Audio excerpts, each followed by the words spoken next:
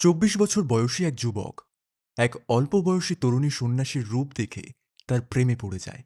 সেই সন্ন্যাসীর কাছ থেকে জানতে পারে সে সাধারণ কেউ নয়। তাহলে আসলে সে কে? আজকে আমরা এক্সপ্লেন করব সদ্য মুক্তিপ্রাপ্ত মুভি মীরাই। কাহিনী শুরু হয় শত বর্ষ আগে, অশোকের কলিঙ্গ যুদ্ধের ঘটনাকে দেখিয়ে। লাখ লাখ মানুষের মৃত্যু দেখে অশোকের নিজের প্রতি তীব্র বিরক্তি বা ঘৃণা জন্মায়। সেই দিন থেকে অশোক যুদ্ধের পথ ছেড়ে শান্তির দূত হিসেবে নিজেকে প্রতিষ্ঠিত করেন। তিনি বেঁচে থাকাকালীন অমরত্বের মোট ৯টি গ্রন্থ রচনা করেন।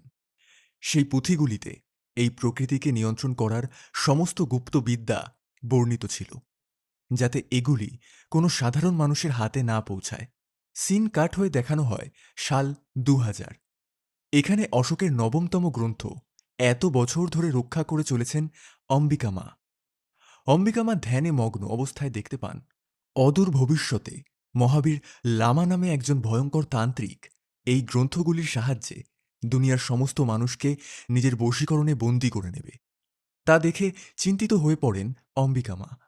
তিনি পায়রার মাধ্যমে গুপ্ত চিঠি পাঠিয়ে এই ৯টি গ্রন্থ যারা এতদিন রক্ষা করে আসছিল তাদেরকে ডেকে পাঠান। ভবিষ্যতের এই বিপদের কথা স্মরণ করিয়ে দিয়ে বলেন, এই ঘটনা কোনোভাবেই আটকানো সম্ভব নয়, তাই তাদের আরও সতর্ক হতে হবে এবং গ্রন্থগুলি পাহারার দায়িত্ব শতগুণ বাড়িয়ে দিতে হবে। অম্বিকা মায়ের প্রিয় শিষ্য ভরদ্বাজ বলেন, এই গ্রন্থগুলির রক্ষার জন্য কোনো বিকল্প পথ কি নেই? অম্বিকা মা জানান, কৈলাস পর্বতের গুহায় ধ্যানমগ্ন চিরঞ্জীবী অগস্ত্য মুনি একমাত্র এই বিপদের হাত থেকে রক্ষা করতে পারেন। চিরঞ্জীবী তাদেরকেই বলা হয় যারা অমর। সত্য, ত্রেতা, দাপর, কলি প্রত্যেকটা যুগেই অধর্মের বিনাশে ভগবানের বিভিন্ন অবতারের পথ প্রদর্শকের কাজ করে আসছেন এনারা। অম্বিকা দেবী মাসের পর মাস খাড়া পাহাড়ে চড়ে অবশেষে কৈলাস পর্বতের সামনে এসে অজ্ঞান হয়ে পড়েন। কেউ একজন তার মাথায় দিব্য হাত রাখেন। দেখা যায় তিনি আর কেউ নন, স্বয়ং অগস্ত্য মুনি। অগস্ত্য বলেন, তুমি যা দেখেছ মা, সেটা অবশ্যই ঘটবে। তোমার গর্ভের যে সন্তান বড় হচ্ছে সেই এই ধ্বংসের হাত থেকে রক্ষা করবে। শ্রীরামের ন্যায়দণ্ড মীরাইকে জাগ্রত করার মাধ্যমে অশুভ শক্তির বিনাশ ঘটবে। কিন্তু এই পথ সহজ নয়, তোমাকে অনেক ত্যাগ স্বীকার করতে হবে। তোমার সদ্যজাত সন্তান বারাণসীতে অনাথের মতো বড় হবে, আর তোমাকে এই নবম গ্রন্থ গুপ্ত কুঠিরেতে রেখে কঠোর তপস্যা করতে হবে।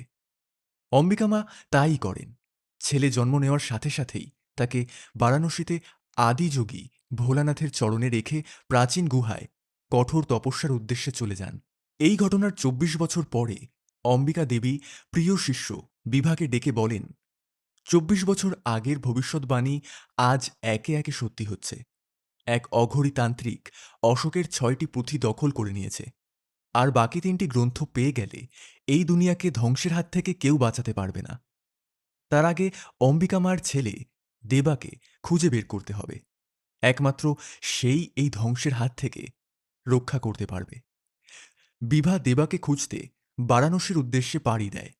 এক অঘরী তান্ত্রিকের কাছ থেকে জানতে পারে দেবা তার কাছেই ছোট থেকে বড় হয়েছে। কিছুদিন পর দেবা বারাণসী থেকে কলকাতায় চলে যায়। কলকাতায় এসে বিভা জানতে পারে দেবা প্রথমে কয়লা তোলার কাজ করত, পরে আবার হায়দ্রাবাদে চলে যায়। সিন কাট হয়। ড্যাডি নামের একজন গুন্ডা একটি রুমে দেবাকে বেঁধে রেখেছে গাঁজা চুরি করার অপরাধে। রুমটিতে ছড়ানো ছিটানো রয়েছে দেবারই চুরি করা মালপত্র। ড্যাডি বলে, গাজার মালগুলো কোথায়, দিয়ে দে, না হলে খবর আছে। দেবা রাজি হয় না। ফলে দেবার সাথে গুন্ডাদের হাতাহাতি শুরু হয়। এক পর্যায়ে দেবা গাজার পাতায় আগুন ধরিয়ে দেয়। তা নেভানোর জন্য একজন গুন্ডা জল ভেবে এক বালতি পেট্রোল ঢেলে দেয়, ফলে বিস্ফোরণ ঘটে। পুলিশ এসে তাদের সবাইকে একে একে গ্রেপ্তার করে নিয়ে যায়। বিভা খোঁজ নিয়ে জানতে পারে, পর পুলিশ স্টেশনে আসে। পুলিশ জানায় তাদের কাছে নেশাজাতীয় দ্রব্য বিক্রির কোনো মালপত্রর প্রমাণ নেই, তাই সন্দেহের বশে তাদেরকে ধরে রাখা যাবে না। বাধ্য হয়ে পুলিশ তাদের ছেড়ে দেয়। বিভা দেবার দিকে চেয়ে থাকে, কিন্তু দেবা তাকে ইগনোর করে চলে যায়। পরের দিন বিভা দেবার কাছে এসে বলে সে দেবাকে নিয়ে যেতে এসেছে। মহাবীর লামা নামে একজন তান্ত্রিক অশোকের গুপ্ত 6টি গ্রন্থ ছিনিয়ে নিয়েছে। তাকে না আটকানো গেলে সব শেষ হয়ে যাবে। দেবা বলে সে কোনো লামাটামাকে চেনে না। বিভা বলে সে সবার মন রিড করতে পারে, কিন্তু দেবার মন রিড করতে পারছে না। তাই তার সন্দেহ দেবাই অম্বিকা মায়ের ছেলে। তারা বিশ্বাস করতে চায় না। তখন বিভা বলে তোমার বন্ধু কাল থেকে তোমাকে মনে মনে গালাগালি দিচ্ছে। দেবা বন্ধুর দিকে তাকিয়ে বলে কি রে, এটা কি ঠিক? বন্ধু বলে গালি দেব না কেন, আমি যাকে ভালোবাসি তুই তারই ফোনটা চুরি করে নিলি। দেবা বুঝতে পারে মেয়েটা কিছু হলেও সত্যি বলছে। পরের দিন চাচার কাছে দেবা তাদের পয়সার ভাগ দিতে আসে।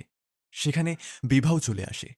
ড্যাডির কয়েকজন গুন্ডা তাদের পিছু করলে পাটাতনের আড়ালে লুকিয়ে পড়ে। কাছ থেকে বিভাকে দেখে দেবা তার প্রেমে পড়ে যায়। বিভার দিকে এক দৃষ্টিতে তাকিয়ে থাকে। সিন কাট হয়। মহাবীর জানতে পারে অশোকের সপ্তম পুঁথি লুকিয়ে রাখা হয়েছে জাপানের এক বৌদ্ধ লামার কাছে। প্রফেসর জানান গ্রন্থটি তাদের ভালোভাবে দিয়ে দিতে হবে, কিন্তু তারা রাজি না হলে সেখানে উপস্থিত হয় মহাবীর লামা। সে ভয়ঙ্করভাবে একে একে সবাইকে মেরে ফেলে সপ্তম পুঁথি দখল করে এবং আরও শক্তিশালী হয়ে ওঠে। এদিকে বিভা দেবাকে বলে সে যা করে আসছে সবই ভালোর জন্য। যদি এই স্কুল বাসটা চুরি না করতাম, এই ভাঙা বাসে অ্যাক্সিডেন্ট করে কত মায়ের কোল খালি হয়ে যেত। দেবা বলে তুমি যেমন ভাবছ সেরকমটা নয়, আমরা মানুষের ভালো কখনোই করিনি। বেশ, তোমাকে একটা স্যাম্পল দেখাচ্ছি। বলেই দেবা একটা বড় লোকের গাড়ি কায়দা করে চুরি করে নেয়। আস্তে আস্তে বলে দেখলে আমরা ওই লোকটার ভালো কিছুই করলাম কি? সেই সময় পেছন থেকে কান্নার আওয়াজ ভেসে আসে। গাড়ির পেছনের ডিক্কি খুলে দেখা যায় কয়েকজন মেয়েকে মুখ বেঁধে পাচার করার চেষ্টা করা হচ্ছিল। দেবার জন্যই আজ এ যাত্রায় বেঁচে গেছে তারা। বিভা মুচকি হাসে। দেবা পুরোই অবাক। তাহলে বিভা যা বলছে সেটা কি সত্যি? সিন কাট হয়। তিব্বতের এক বৌদ্ধ পণ্ডিত তার শিষ্যকে আড়ালে ডেকে কিছু বলতে যাবেন, কিন্তু সেই মুহূর্তে শিষ্য ছুরি দিয়ে পেটে আঘাত করে তাকে মেরে ফেলে। দেখা যায় সে আসলে মহাবীর লামার একজন গুপ্তচর। এদিকে বিভা দেবাকে তার মায়ের সম্বন্ধে জানার জন্য মাতৃমুদ্রা শেখাতে থাকে। দেবা তার দেখা দেখি এক অদ্ভুত ভঙ্গিমায় হাত জোর করে চোখ বন্ধ করলে ভেসে ওঠে তার মা অম্বিকা দেবীর ছবি। মায়ের গর্ভে থাকাকালীন সময় তার মা তাকে নির্দেশ দিয়ে আসছিলেন বড় হয়ে তাকে এই পৃথিবীকে ধ্বংসের হাত থেকে রক্ষা করতে হবে। চমকে উঠে দেবা। এরপর বিভা সেখান থেকে চলে যায়। গুপ্ত চিঠিতে কিছু লিখে পায়রার মাধ্যমে পাঠিয়ে দেয় অম্বিকা আশ্রমে। এদিকে মহাবীর অষ্টম পুঁথি খুঁজতে খুঁজতে মোরক্কোর এক সন্ন্যাসী দ্বারে হাজির হয়। মহাবীর পুঁথিটি দিয়ে দিতে বললে তারা রাজি হয় না। ফলে সেখানে তুমুল লড়াই হয়। মহাবীর সবাইকে নৃশংসভাবে মারতে থাকে। এক বৌদ্ধ সন্ন্যাসী পুঁথিটি নিয়ে পালাতে গেলে মহাবীর তার হাতটা কেটে নেয়। শেষ পর্যায়ে অষ্টম পুঁথিও অধিকার করে আরও শক্তিশালী হয়ে ওঠে মহাবীর লামা। এদিকে ভরদ্বাজের কাছে মহাবীরের গুপ্তচর হাজির হয়। সেই সময় বিভার পাঠানো পায়রাটিও উড়ে আসলে তাকে ধরে ফেলে। পায়ে আটকানো চিঠিতে লেখা আমার লক্ষ্যের খুবই কাছাকাছি পৌঁছে গেছি। ভরদ্বাজ হাসতে হাসতে বলে এখন আমার মৃত্যু হলেও দুঃখ নেই। এই সংসার বাঁচানোর মালিক আসবে তাদের রক্ষা করতে। তারা একে একে আম্বিকার আশ্রম আগুনে জ্বালিয়ে দেয়, পায়রার পায়ে ট্র্যাকার লাগিয়ে উড়িয়ে দেয়। এদিকে একজন গর্ভবতী মহিলা ধার করা পয়সা দিতে গেলে দেবা না করে দেয়, বলে তাকে তার পয়সা দিতে হবে না। তার বন্ধুরা অবাক হয়, সব করছে ওই মেয়ের জন্য। দেবার একজন বন্ধু এসে বিভাকে বলে সে যেন দেবার সাথে দেখা না করতে আসে। সেই সময় রক্তমাখা পায়রা উড়ে আসে। তার পায়ে ট্র্যাকার দেখে বিভা কিছু একটা সন্দেহ করে। এদিকে পুলিশ অফিসার বিভাকে সন্দেহ করছিল। ভেবেছিলেন তার সাথে হয়তো কোনো বিদেশি চক্রের লিঙ্ক রয়েছে, তাই তারা সারা হোটেল পুলিশ দিয়ে আটক করে ফেলে। সেই সময় একজন মহিলা ভেতরে ঢুকে যায়, জানায় হিমাচল থেকে কেউ এসেছে। লোকটি জানাতে না চাইলে মহিলাটি তার হাতের আঙুল কেটে নেয়। ভয়ে সে ইশারা করে রুমটি দেখিয়ে দেয়, কিন্তু সেখানে এসে কাউকে দেখতে পায় না।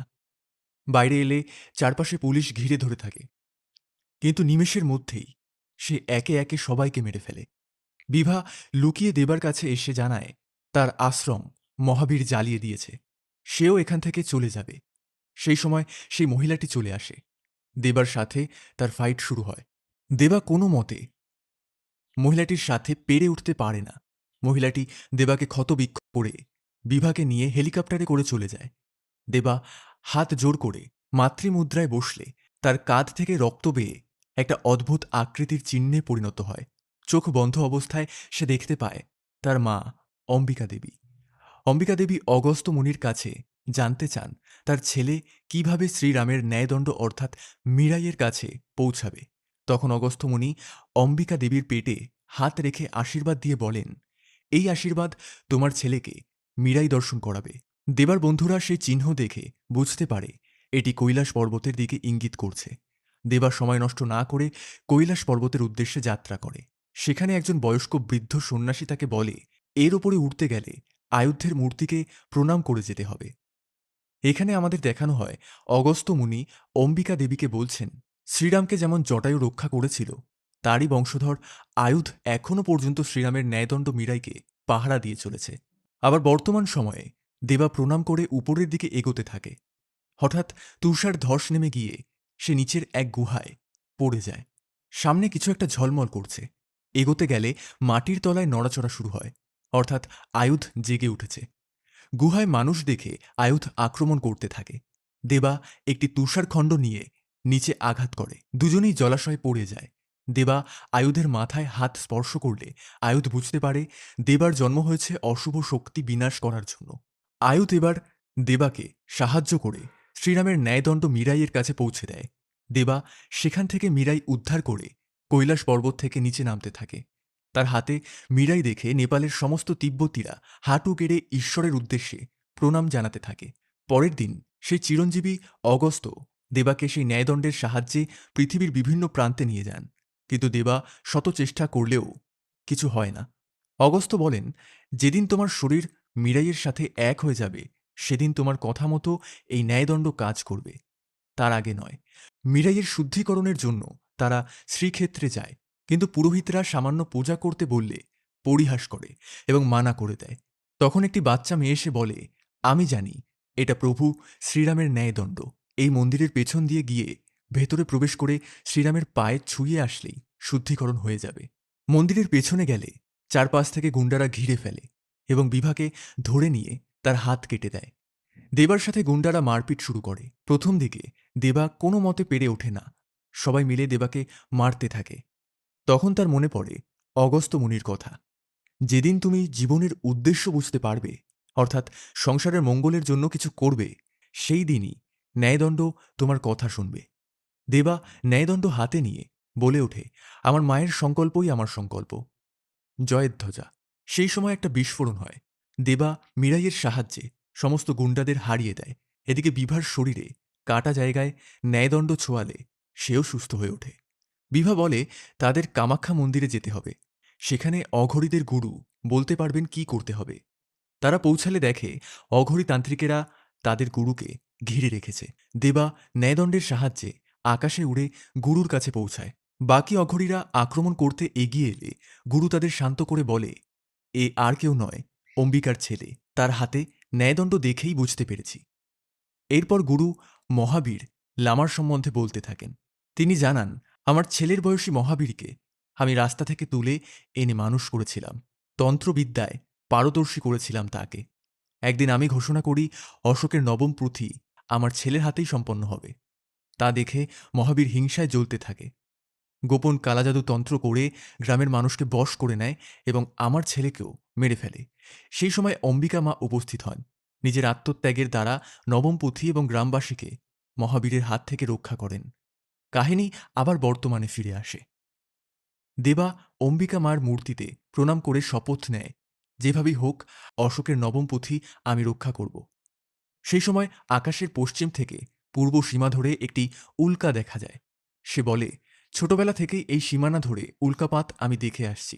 আজ বুঝলাম এতদিন ধরে অশোকের নবম পুঁথির ইঙ্গিত দিয়ে দেবা উল্কা পড়ার দিকে অনুসরণ করে এগোতে থাকে এবং একটি গুহায় এসে পৌঁছায়। সামনে বগলামুখী দেবীর মূর্তি দেখে প্রণাম করে। এরপর নির্দেশ মতো সামনের অদৃশ্য দেয়াল ভেদ করে নবম পুঁথির কাছে পৌঁছায়। সেটা নিয়ে অঘরী গুরুর কাছে পৌঁছালে গুরু বলেন, এতক্ষণ হয়তো মহাবীর কাজ শুরু করে দিয়েছে। ওর প্রথম টার্গেট কুম্ভমেলা। কবচ কুণ্ডলী বিক্রির মাধ্যমে সমস্ত তীর্থযাত্রীকে বশ করে ফেলা। তারা সেখানে পৌঁছালে পুলিশ জানতে পেরে দেবাকে গ্রেপ্তার করে। এদিকে মহাবীর কালো জাদুর মাধ্যমে সমস্ত কুম্ভবাসীকে বশ করে ফেলে। তারা সম্মোহনের মতো আকাশের দিকে তাকিয়ে থাকে। নবম পুঁথি সংগ্রহের জন্য মহাবীর গুন্ডাদের পাঠায়। দেবার সাথে ফাইট হয়। দেবা একে একে সবাইকে মেরে ফেলে। এরপর মহাবীরের সাথেও তার যুদ্ধ শুরু হয়। একসময় মহাবীর দেবাকে উপর থেকে নিচে ফেলে দেয়। আয়ুধ উড়ে এসে দেবাকে বাঁচিয়ে নেয়, কিন্তু সেখানে মহাবীরও পৌঁছে যায় এবং কালাজাদুর মাধ্যমে নবম পুঁথি দখল করে। ৯টি পুঁথির মাধ্যমে মহাবীর অসীম ক্ষমতাশালী হয়ে ওঠে। তাকে হারানো প্রায় অসম্ভব। তার অসীম শক্তির কাছে দেবা কোনো মতেই পেরে ওঠে না। তখন তার মনে পড়ে অঘরী গুরুর কথা।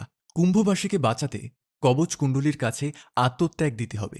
সেও মায়ের মতো কুণ্ডলিনী শক্তির প্রয়োগ করতে থাকে। একে একে তার সারা অঙ্গ আগুনে বশীভূত হতে থাকে। সেই সময় প্রকৃতিও সহায় হয়। বৃষ্টির মাধ্যমে আগুন নিভে যায় এবং সম্মোহন কেটে যায়। দেবা আবার ন্যায়দণ্ড হাতে তুলে নেয়। অন্তিম মুহূর্তে ন্যায়দণ্ড হয়ে ওঠে দিব্যধ্বনি। তার প্রয়োগে তীব্র বিস্ফোরণ ঘটে। মহাবীরের অন্ত ঘটে। কুম্ভমেলার তীর্থযাত্রীরা আকাশের দিকে চেয়ে দেখে এক দিব্য জ্যোতির ছটা আকাশের কালো মেঘ দূর করে দিচ্ছে। আর এখানেই এই কাহিনী শেষ হয়ে যায়।